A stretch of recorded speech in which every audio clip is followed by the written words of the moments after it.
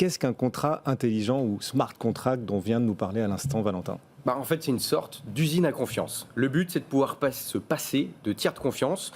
Un smart contract en français, on appelle ça un contrat intelligent, mais en réalité, ça devrait plutôt s'appeler un contrat autonome. Le contrat en question n'a pas de cerveau, il n'est pas intelligent à proprement parler. Il va juste se déclencher uniquement si certaines conditions prédéfinies à l'avance sont remplies. Concrètement, comment ça marche? Imaginons, je suis développeur informatique. Oui. Je vais écrire un programme informatique. Ce programme, qu'est-ce que c'est? Ce sont l'ensemble des règles qui vont définir mon projet. Une fois que mon programme est écrit, je vais le graver sur la blockchain en question. Il devient alors impossible à modifier, mais il peut être consulté par n'importe qui, n'importe quand et en toute transparence. La fameuse usine à confiance dont vous parliez, inviolable et transparente. Est-ce qu'on peut illustrer ça à travers, un exemple? Bien sûr, si demain je veux réaliser un projet de crowdfunding, mais que je ne suis pas certain que le projet va prendre. Du coup, je veux me baquer, je ne veux pas prendre trop de risques et je veux avoir des garanties. Oui. Dans mon smart contract, je vais pouvoir stipuler que si mon projet ne décolle pas à plus de 1000 euros, dans le mois qui vient, il sera annulé.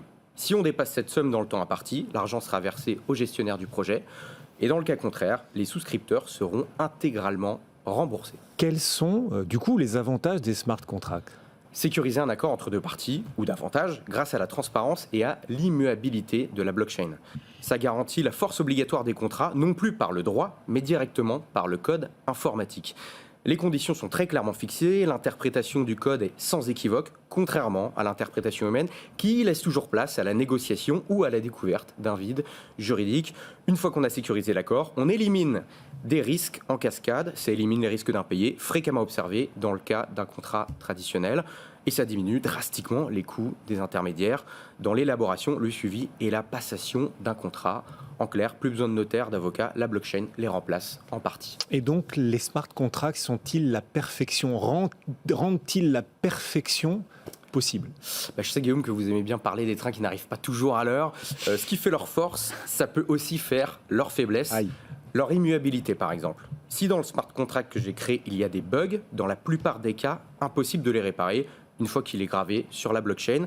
Si des hackers mal intentionnés réussissent à exploiter les failles en question, ils pourront en tirer profit aux dépens des utilisateurs. Un des piratages les plus connus est celui du projet The DAO. Les hackers ont réussi à voler plus de 150 millions de dollars en jetons ETH. Pour récupérer les jetons, il a fallu réécrire l'historique des transactions dans la blockchain Ethereum. Un comble pour une technologie qui repose sur un principe d'inviolabilité des informations inscrites. Et du coup, est-ce que des solutions sont possibles? Est-ce qu'un en même temps est possible pour permettre à l'humain de reprendre le contrôle d'un smart contract si celui-ci domicilie un vice, si celui-ci n'est pas aussi parfait qu'on aurait cru qu'il devrait l'être? C'est typiquement ce genre de problème qui pose la question de l'immuabilité des blockchains. Est-ce qu'il ne faudrait pas réintroduire une intervention humaine dans le cadre d'un smart contract pour pouvoir définir des cas d'arbitrage en cas d'extrême urgence? Pour les puristes, il faut préserver autant que possible ces écosystèmes de toute intervention humaine et politique. La communauté est divisée sur la question, le débat est ouvert. Ah oui, c'est un